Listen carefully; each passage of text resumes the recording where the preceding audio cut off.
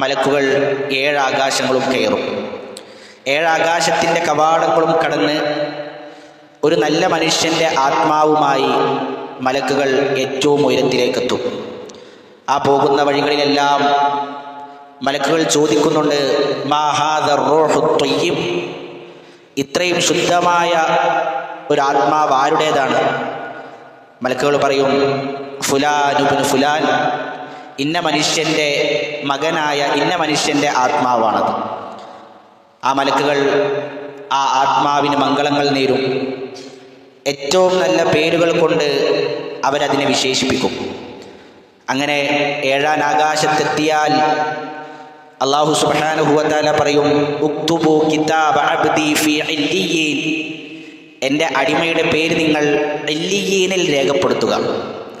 ഇല്ലിയൂൻ എന്ന് പറഞ്ഞാൽ അത് സ്വർഗമാണ് എന്നും അതല്ല മലക്കുകൾ സന്നിഹിതമാകുന്ന ഉന്നതമായ സ്ഥാനമാണ് എന്നുമെല്ലാം അതിന് വിശദീകരിച്ച് പണ്ഡിതന്മാർ പറഞ്ഞത് കാണുവാൻ സാധിക്കും. അല്ലാഹു സുബ്ഹാനഹു വ തആലയെ പേടിച്ച് തഖ്വ പാലിച്ച് ജീവിച്ച, അല്ലാഹു സുബ്ഹാനഹു വ തആലയുടെ കൽപ്പനകൾക്ക് വിധേയമായി ജീവിതത്തെ ചിട്ടപ്പെടുത്തിയ ഒരു മനുഷ്യൻ്റെ പേര് അല്ലിയീനിൽ നിങ്ങൾ രേഖപ്പെടുത്തുക എന്ന് അല്ലാഹു സുബ്ഹാനഹു വ തആല മലക്കുകളോടായി പറയുകയാണ്. വഅഈദൂഹു ഇലൽ അർദ്, എന്നിട്ട് അല്ലാഹു പറയും, ഇനി അയാളെ നിങ്ങൾ ഭൂമിയിലേക്ക് തന്നെ തിരിച്ചു മടക്കുക. 7-ാം ആകാശത്തെത്തി ആ ആത്മാവിനെ തിരിച്ച് ഭൂമിയിലേക്ക് തന്നെ മടക്കും. അല്ലാഹു സുബ്ഹാനഹു വ തആല പറയും, ഫഇന്നി മിൻഹാ ഖലഖതുഹും വഫീഹാ ഉഈദുഹും, ഞാൻ അവനെ സൃഷ്ടിച്ചത് ആ മണ്ണിൽ നിന്നാണ്, അവൻ മടങ്ങിപ്പോകേണ്ടതും ആ മണ്ണിലേക്ക് തന്നെയാണ്. കവിൾത്തടങ്ങൾ മണ്ണിൽ വെച്ച് ആളുകൾ മണ്ണിട്ട് മൂടുന്ന ആ മടക്കം മണ്ണിലേക്ക് തന്നെയാണ്. വമിൻഹാ ഉഖ്രിജുഹും താറത്തൻ ഉഖ്റ, ഇനി മറ്റൊരിക്കൽ ആ മണ്ണിൽ നിന്ന് തന്നെയാണ് അവനെ നാം പുറത്തേക്ക് കൊണ്ടുവരുന്നതും. അതുകൊണ്ട് ആ മനുഷ്യനെ ഭൂമിയിലേക്ക് തന്നെ നിങ്ങൾ മടക്കുക എന്ന് അല്ലാഹു സുബ്ഹാനഹു വ തആല പറയും. ഫതുആദു റൂഹുഹു ഫീ ജസദിഹി, അപ്പോൾ ഭൂമിയിലുള്ള അവൻ്റെ ശരീരത്തിലേക്ക് ആ ആത്മാവിനെ അവർ തിരിച്ചു കൊണ്ടുവരുന്നതാണ്. പ്രിയമുള്ളവരെ, ഇതാണ് നല്ല മനുഷ്യൻ്റെ ആത്മാവിന് സംഭവിക്കാനിരിക്കുന്നത്. എന്നാൽ നിഷേധിയായി അല്ലാഹു സുബ്ഹാനഹു വ തആലയെ ധിക്കരിച്ച് ജീവിച്ച ഒരു മനുഷ്യൻ, വഇദാ കാന റജുലു സൂ, തോന്നിവാസിയായ തെമ്മാടിയായ ഒരു മനുഷ്യൻ, അയാളുടെ അരികിലേക്ക് ഭീമാകാരന്മായ മലക്കുകൾ അയാളുടെ അരികിലേക്ക് എത്തുന്നു. അയാളോട് അവർ പറയുന്നു, ഉഖ്റുജി അയ്യതുഹൻ നഫ്സുൽ ഖബീസ, ഓ മോശമായ മ്ലേച്ഛമായ ആത്മാവേ, നീ പുറത്തേക്ക് വാ. കാനത്ത് ഫിൽ ജസദിൽ ഖബീർ, ഒരു മോശപ്പെട്ട വൃത്തികെട്ട ശരീരത്തിലായിരുന്നു നീ ഉണ്ടായിരുന്നത്. ഹറാമ് തിന്ന ശരീരമാണ്, ഹറാമ് കണ്ട ശരീരമാണ്, ഹറാമ് കേട്ട ശരീരമാണ്. തോന്നിവാസങ്ങളിൽ മുഴുകി അങ്ങനെ റബ്ബിനെ പേടിക്കാതെ ജീവിച്ച ആത്മാവേ, ഉഖ്റുജി, നീ പുറത്തേക്ക് വാ എന്ന് മലക്കുകൾ അയാളുടെ ആത്മാവിനോട് പറയും. ഉഖ്റുജി ദമീമ, നീ ആക്ഷേപാർഹനായി പുറത്തേക്ക് വാ. നിനക്ക് മംഗളങ്ങളില്ല, നിനക്ക് ആശംസകളില്ല, നിന്നെ കാത്തിരിക്കുന്നത് റബ്ബിന്റെ തൃപ്തിയല്ല. ദമീമ, ആക്ഷേപാർഹനായി നീ പുറത്തേക്ക് വാ എന്നതിനോട് പറയും. ഇനി നിനക്ക് അനുഭവിക്കാനുള്ളത് ഏറ്റവും കഠിനമായ പരീക്ഷണങ്ങളാണ് എന്ന് മനസ്സിലാക്കുമ്പോൾ ആ ആത്മാവ് ശരീരത്തിൻ്റെ ഉള്ളിൽ കിടന്ന് അങ്ങോട്ടും ഇങ്ങോട്ടും പിടയാൻ തുടങ്ങും. ആ ശരീരത്തിൻ്റെ ഉള്ളിലേക്ക് പേടി കാരണം ആത്മാവ് വലിയാൻ തുടങ്ങും. കാരണം ഇനി ലഭിക്കാനിരിക്കുന്നത് ഇത്രകാലം ചെയ്ത തോന്നിവാസങ്ങൾക്കുള്ള ശിക്ഷകളാണ് എന്ന് ആ ആത്മാവ് തിരിച്ചറിയുകയാണ്. മലക്കുകൾ പറയും, ഹമീം കൊണ്ടും ഗസ്സാഖ് കൊണ്ടും നീ സന്തോഷിക്കുക. ഹമീം എന്ന് പറഞ്ഞാൽ നരകത്തിലെ അതിശക്തമായ ചൂടുള്ള പാനീയമാണ്. അല്ലാഹു സുബ്ഹാനഹു വ തആല ആ പാനീയത്തെ കുറിച്ച് പറഞ്ഞത്, വല്ലദീന കഫറൂ ഖുത്അത് സിയാബും മിന്നാർ, നരകാവകാശികളായ അള്ളാഹുവിനെ നിഷേധിച്ച കാഫിരീങ്ങൾ, അവർക്ക് നരകത്തിൽ നിന്നുള്ള വസ്ത്രം അത് കീറി മുറിച്ച് നൽകുന്നതാണ്. വയുസബ്ബു മിൻ ഫൗഖി റൂസിഹിമുൽ ഹമീം, അവരുടെ തലക്ക് മുകളിലൂടെ ഹമീം എന്ന പാനീയം ഒഴിക്കുന്നതാണ്. യുസബ്ബു ബിഹി, അതൊഴിക്കുന്നതോടുകൂടി മാഫി ബുത്തൂനിഹിം വൽ ജുലൂദ്, അവരുടെ ശരീരത്തിലെ തൊലിയും അതുപോലെ തന്നെ അവരുടെ വയറിലുള്ളതുമെല്ലാം യുസ്ഹറു ബിഹി, അത് ഉരുകി ഒലിക്കുന്നതാണ് എന്ന് അല്ലാഹു സുബ്ഹാനഹു വ തആല പറയുന്നുണ്ട്. മറ്റിടത്ത് ഹമീമിനെ കുറിച്ച് അല്ലാഹു പറഞ്ഞു, വസുഖൂ മാഅൻ ഹമീമ, നരകാവകാശികൾക്ക് ഹമീം കുടിപ്പിക്കപ്പെടും. ഫഖത്തഅ അംആഅഹും, അവരുടെ കുടൽമാലകൾ അതുമൂലം ചിന്നിച്ചിതറുമെന്ന് അല്ലാഹു പറയുന്ന ആ ഹമീം കൊണ്ട് നീ സന്തോഷിക്കുക. വഗസ്സാഖിൻ, പിന്നെ നിനക്കുള്ളത് ഗസ്സാഖാണ്. വളരെ ദുർഗന്ധമുള്ള അതിശക്തമായ തണുപ്പുള്ള പാനീയമാണ് ഗസ്സാഖ് എന്ന് പറഞ്ഞാൽ. വആഖറ മിൻ ശക്ലിഹി അസ്വാജ്, ഇതല്ലാത്ത വേറെയും ധാരാളം ശിക്ഷകൾ നിന്നെ കാത്തിരിക്കുന്നുണ്ട്. റബ്ബൊരുക്കി വെച്ച ശിക്ഷകൾ നീ കാത്തിരിക്കുക എന്ന് ആ മലക്കുകൾ ആ ആത്മാവിനോട് പറയും.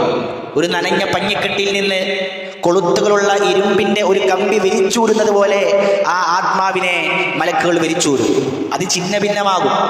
ആ പഞ്ഞിക്കെട്ടുകൾ അവിടെ ഇവിടെയും കുടുങ്ങി അത് കീറി മുറിയും. അതുപോലെ ഈ ആത്മാവിനെ ശരീരത്തിൽ നിന്നും ശക്തമായി മലക്കുൽ മൗത്ത് വിരിച്ചൂരും. എന്നിട്ട് ആകാശത്തിലേക്ക് കയറാൻ തുടങ്ങും. ചീത്ത ആത്മാവിനെയും മലക്കുകൾ കയ്യിലെടുത്ത് ആകാശത്തിലേക്ക് കയറും. എന്നാൽ ഫലാ യുഫ്തഹു ലഹാ, ഒന്നാം ആകാശം പോലും ആ ആത്മാവിന് വേണ്ടി തുറക്കപ്പെടുകയില്ല. റബ്ബിനെ പേടിച്ച് ജീവിച്ച മനുഷ്യൻ 7 ആകാശത്തിന്റെ കവാടങ്ങളും തുറന്ന് മലക്കുകളുടെ മംഗളങ്ങളും ചൊല്ലി അവരുടെ ആശീർവാദങ്ങളും ഏറ്റുവാങ്ങി മലക്കുകൾ ആ മയ്യത്തിനെ, ആ ആത്മാവിനെ സ്വീകരിക്കുമെങ്കിൽ റബ്ബിനെ പേടിക്കാതെ ജീവിച്ച മനുഷ്യന് വേണ്ടി ഒന്നാം ആകാശത്തിന്റെ കവാടങ്ങൾ പോലും തുറക്കപ്പെടുകയില്ല എന്ന് റസൂലുള്ളാഹി സ്വല്ലല്ലാഹു അലൈഹി വസല്ലം പറഞ്ഞു. ഫയുഖാലു, മലക്കുകൾ ചോദിക്കും, മൻ ഹാദാ, ഇത് ആരുടെ ആത്മാവാണ്? ഫുലാൻ, ഇന്ന മനുഷ്യന്റെ ആത്മാവാണ്. മലക്കുകൾ പറയും, ലാ മർഹബൻ ബിൻ നഫ്സിൽ ഖബീസ, ഈ മോശപ്പെട്ട ഈ ചീത്ത ആത്മാവിന് മംഗളങ്ങളില്ല. നിനക്കിവിടെ മംഗളങ്ങളില്ല, നിനക്കിവിടെ സ്വീകരണങ്ങളില്ല. റബ്ബിനെ മറന്ന് ജീവിച്ചവനെ നിന്നെ സ്വീകരിക്കുവാൻ ഞങ്ങൾ ഒരുക്കമല്ല. കാനത്ത് ഫിൽ ജസദിൽ ഖബീസ്, ആ ആത്മാവ് ഒരു മോശപ്പെട്ട ശരീരത്തിലായിരുന്നു. അതുകൊണ്ട് തന്നെ ഇർജിഇ ദമീമ, നീ പുറത്തേക്ക് വരേണ്ടത് ആക്ഷേപാർഹനായിക്കൊണ്ടാണ്. ഫഇന്നഹു ലാ തുഫ്തഹു ലകി അബ്വാബുസ് സമാ, നിനക്ക് വേണ്ടി ആകാശത്തിന്റെ കവാടങ്ങൾ തുറക്കപ്പെടുകയില്ല. എന്നിട്ട് പ്രവാചകൻ സല്ലല്ലാഹു അലൈഹി വസല്ലം തങ്ങൾ ഒരായത്ത് ഓതി, ലാ തുഫ്തഹു ലഹും അബ്വാബുസ് സമാ, ആകാശത്തിന്റെ കവാടങ്ങൾ അവർക്ക് വേണ്ടി തുറക്കപ്പെടുകയില്ല.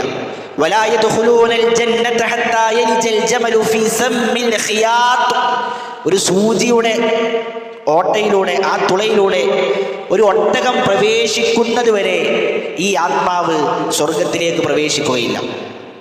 ആകാശലോകങ്ങളിലേക്ക് എത്തി, പക്ഷേ ആകാശത്തിൻ്റെ കവാടങ്ങൾ തുറക്കപ്പെടുന്നില്ല. പ്രിയമുള്ളവരെ, അവിടെ നമ്മുടെ സമ്പത്ത് കൊണ്ട് എന്തെങ്കിലും പ്രയോജനമുണ്ടോ? നമ്മുടെ അധികാരം കൊണ്ട് എന്തെങ്കിലും പ്രയോജനമുണ്ടോ? ഇവിടെ അധികാരം മാറി. നമ്മുടെ സമ്പത്ത് നമ്മുടെ അനന്തരാവകാശികൾ വീതിച്ചെടുത്തു കഴിഞ്ഞു. നമ്മുടെ വീടും നമ്മുടെ സൗകര്യങ്ങളുമെല്ലാം അത് മറ്റുള്ളവരുടേതായി മാറിക്കഴിഞ്ഞു. ചെയ്ത അമലുകളുമായി യാത്ര തിരിച്ച നമ്മൾ ഒന്നാം ആകാശത്തിന്റെ കവാടം പോലും തുറക്കപ്പെടാതെ ആക്ഷേപാർഹനായി അവിടെ നിൽക്കുന്ന ആ മനുഷ്യനോട് അല്ലാഹു സുബ്ഹാനഹു വ തആല പറയും, ഉക്തുബു കിതാബഹു ഫീ സിജ്ജീൻ, ആ ആത്മാവിൻ്റെ പേര് സിജ്ജീനിൽ നിങ്ങൾ രേഖപ്പെടുത്തുക. അത് നരകമാണ് എന്നും ദുഷ്ട ആത്മാക്കളുടെ പേരുകൾ എഴുതി വെക്കുന്ന സ്ഥലമാണ് എന്നുമെല്ലാം അതിനെ വിശദീകരിച്ച് പണ്ഡിതന്മാർ പറഞ്ഞത് കാണാം. ആ ആത്മാവിനെ ഭൂമിയിലേക്ക് വലിച്ചെറിയും. ഒരാൾക്കും അയാളെ ആവശ്യമില്ല, ഒരാൾക്കും അയാളെ വേണ്ടതില്ല. ആകാശലോകത്ത് നിന്ന് നിന്യനായിക്കൊണ്ട് ആ മനുഷ്യന്റെ ആത്മാവിനെ ഭൂമിയിലേക്ക് വലിച്ചെറിയും. പ്രിയമുള്ളവരെ, അവിടെ നമ്മുടെ സമ്പത്തോ നമ്മുടെ അധികാരമോ നമ്മുടെ സ്ഥാനമാനങ്ങളോ ഒന്നും നമ്മെ രക്ഷപ്പെടുത്തുകയില്ല. അവിടെ നമ്മെ രക്ഷപ്പെടുത്തുന്നത് നമ്മുടെ സ്വാലിഹായ അമലുകളും നമ്മുടെ സ്വാലിഹായ അഖീദയും വിശ്വാസവും മാത്രമാണ്. അല്ലാഹു സുബ്ഹാനഹു വ തആല പറഞ്ഞില്ലേ, വമൻ യുശ്രിക് ബില്ലാഹ്, അല്ലാഹുവിൽ ആരെങ്കിലും പങ്കു ചേർത്താൽ ഫകഅന്നമാ ഖറ മിനസ് സമാ, അവൻ ആകാശത്ത് നിന്ന് വീണവനെ പോലെയാണ്. അള്ളാഹുവിൽ പങ്കു ചേർത്താണ് മരണമെങ്കിൽ ആകാശ കവാടങ്ങൾ പോലും ആ മനുഷ്യന് വേണ്ടി തുറന്നു കൊടുക്കുകയില്ല.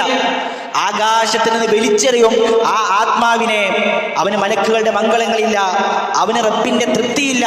അവൻ ആകാശത്ത് നിന്ന് വീണവനെ പോലെയാണ്. ആകാശത്ത് നിന്ന് വീണാൽ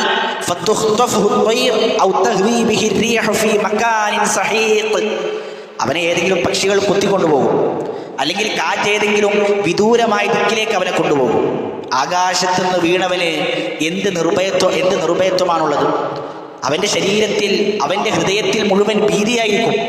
അസമാധാനവും അശാന്തിയും ഇരുട്ടും അവൻ്റെ ഹൃദയത്തെ മൂടിയിരിക്കും. അതുപോലെയായിരിക്കും ആ ആത്മാവ് എന്ന് റസൂലുള്ളാഹി സ്വല്ലല്ലാഹു അലൈഹി വസല്ലം തങ്ങൾ പഠിപ്പിക്കുന്നു. അതുകൊണ്ട് പ്രിയമുള്ളവരെ, വളരെ ഗൗരവത്തോടുകൂടി നമ്മുടെ ജീവിതത്തെ നോക്കിക്കാണേണ്ടതുണ്ട് എന്നാണ് സൂചിപ്പിക്കുന്നത്. സലഫുകൾ പറഞ്ഞതായി കാണാം, കഫാ ബിൽ മൗതി വാഇള, ഒരു മനുഷ്യന് ഉപദേഷ്ടകനായി, ഉപദേശിക്കുവാനുള്ളവനായി മരണം തന്നെ മതിയായതാണ്. ഒരാൾക്ക് നന്നാകാൻ സുദീർഘമായ ഉപദേശങ്ങൾ ആവശ്യമില്ല, സുദീർഘമായ പ്രസംഗങ്ങൾ ആവശ്യമില്ല. അവനവൻ്റെ മരണത്തെക്കുറിച്ചൊന്ന് ആലോചിച്ചാൽ അത് തന്നെ അവന് മതിയായ ഉപദേശമാണ്. നമ്മുടെ തണുത്തുറഞ്ഞ ആ ശരീരം വീട്ടുപടിക്കൽ കൊണ്ടുവന്ന് വെച്ച് ബന്ധുമിത്രാദികൾ ചുറ്റും കൂടി നിന്ന് കരഞ്ഞുകൊണ്ട് നിൽക്കുന്ന ആ ദിവസത്തെക്കുറിച്ച് ആലോചിച്ചാൽ അത് നമുക്ക് ഉപദേശമാണ്. 4 കാലുള്ള കട്ടിലിൽ നമ്മളെയും ചുമന്ന് നമ്മുടെ സുഹൃത്തുക്കൾ കൊണ്ടുപോകുന്ന ആ ദിവസത്തെക്കുറിച്ച് ആലോചിച്ചാൽ അത് നമുക്ക് ഉപദേശമാണ്. നമ്മൾ ആലോചിക്കേണ്ടത് ആ സമയത്ത് എൻ്റെ അവസ്ഥ എന്തായിരിക്കും എന്നുള്ളതാണ്. എൻ്റെ ആത്മാവിന് 7ാം ആകാശത്തേക്ക് എത്തുവാൻ, മലക്കുകളുടെ മംഗളങ്ങൾ കേൾക്കുവാൻ, റബ്ബിൻ്റെ തൃപ്തി നേടിയെടുക്കുവാൻ സാധിക്കുമോ?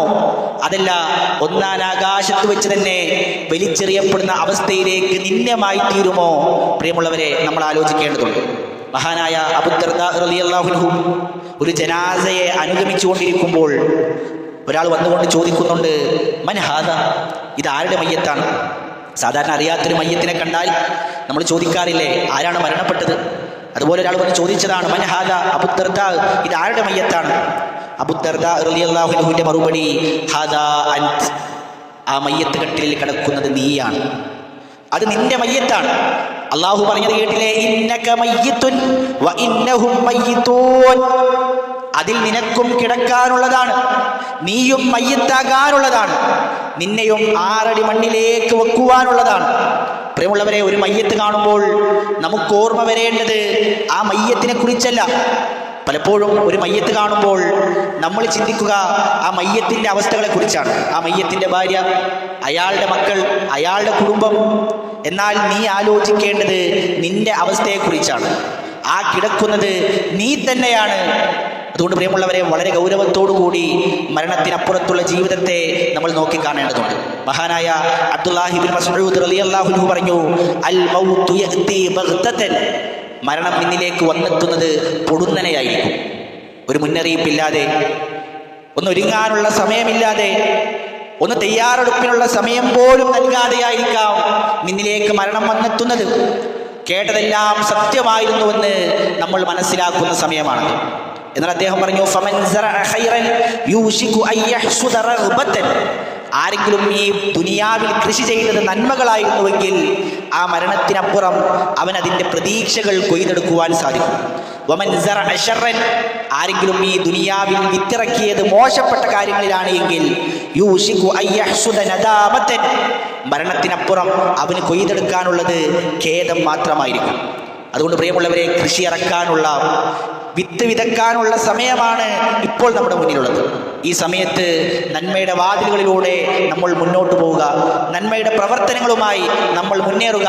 എങ്കിൽ മരണത്തിനപ്പുറത്തുള്ള ജീവിതത്തിൽ പ്രതീക്ഷകളുമായി, മലക്കുകളുടെ മംഗളങ്ങളുമായി, റബ്ബിൻ്റെ തൃപ്തികളുമായി നമുക്ക് വിശ്രമിക്കുവാൻ സാധിക്കും. അല്ലാഹു സുബ്ഹാനഹു വ തആല ആ രൂപത്തിൽ ഏറ്റവും നല്ല മരണം നമുക്കെല്ലാവർക്കും നൽകി അനുഗ്രഹിക്കുമാറാകട്ടെ.